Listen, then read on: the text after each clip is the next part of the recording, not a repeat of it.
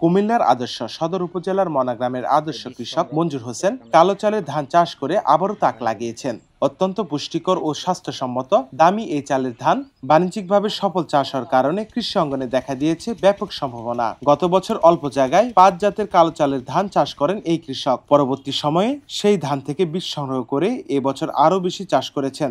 এবছর তিনি 7 জাতের কালো চালের ধান চাষ করেছেন। অনেক দামি ও দুর্লভ এই চালের ধান রোপণ করে কৃষকরাও অর্থনৈতিকভাবে প্রচুর লাভবান হতে পারবেন বলে দাবি করেছেন কৃষক মঞ্জুর হোসেন।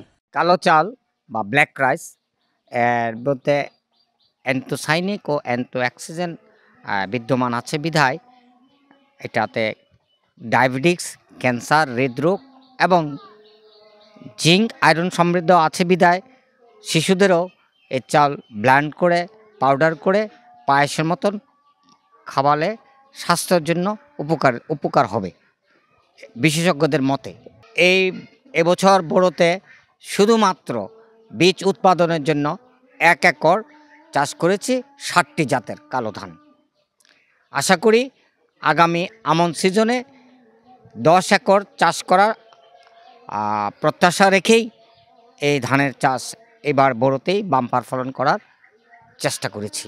ব্ল্যাক রাইস চাষাবাদ অন্যান্য আধুনিক ধান চাষের মতোই এতে অতিরিক্ত সার বা পানির প্রয়োজন হয় না আলাদা কোনো পরিচর্যার। 2 বছর আগে বেগুনি পাতার ধান চাষ করে সুনাম অর্জন করেন এই কৃষক। এবছর প্রায় 2 একর জমিতে বেগুনি পাতার ধানের সঙ্গে 7 রকমের কালো চালের ধান রোপণ করে সফলতা পেয়েছেন। কৃষক এবং এলাকাবাসী কালো ধানের চাষে খুবই খুশি। এই চাল আমাদের এলাকায় অনেক সাড়া ফেলেছে, পাশাপাশি এই ধানের চালের চাহিদা অনেক বেশি, ওই তুলনায় ধানের দামটাও অনেক বেশি। এই জন্য অনেক কৃষক উদ্বুদ্ধ হয়ে আমাদের এই মনাগ্রাম থেকে বীজ সংগ্রহ করে সারা বাংলাদেশে বিভিন্ন জায়গায় নিয়ে গেছে। পাশাপাশি আমার বাচ্চাদেরকেও খাওয়াচ্ছি, আবার পাশাপাশি অন্যরাও আগ্রহ করে এখান থেকে নিয়ে যাচ্ছে। আমিও এখানে নিয়মিত বাচ্চাদেরকে খাওয়াই। আমার বাচ্চাদেরকে ব্লেন্ড করে খাওয়াই। এই চালটা অনেক পুষ্টিগুণ, আমরা সবাই মিলে এটা খাই। আপনারা ইচ্ছা করলে ব্লেন্ড করে বাচ্চাদেরকে এই চাল খাওয়াইতে পারেন, এটা অনেক আয়রন সমৃদ্ধ খাবার। এদিকে কৃষি কর্মকর্তা জানান কৃষক মঞ্জুর হোসেনকে সব ধরনের সহযোগিতা করা হবে। উনি যে ব্ল্যাক রাইস যেটা কালো ধান এইটা যে চাষাবাদ করে আজকে না, আজ থেকে প্রায় 5-7 বছর ধরেই উনি এই কালো ধানের চাষ করতেছে। তো আমি উপসহকারী কৃষি কর্মকর্তা হিসাবে আমার যে সার্বিক সহযোগিতা, আমি কন্টিনিউ ওনাকে সার্বিক সহযোগিতা করে যাচ্ছি। মঞ্জু ভাই খুব উদ্ভাবনী কৃষক। আমার পক্ষ থেকে আমার কারিগরি সহযোগিতা যতটুকু আমরা এটা করে যাচ্ছি আমাদের কৃষি সম্প্রসারণ অধিদপ্তর থেকে।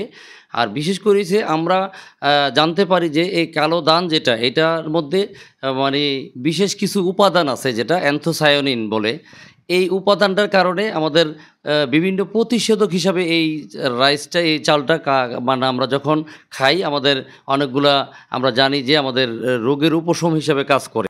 কৃষক মঞ্জুর হোসেন আরও জানান এবছর Philippines, Indonesia, Japan, Thailand, Vietnam, Bharat ও চীনের কালো চালের ধান রোপণ করেছেন। এ ধান মারার পর আবারও লাগানো হবে কালো চালের ধান। বীজতলাতে ধীরে ধীরে বড় হচ্ছে ধানের চারা।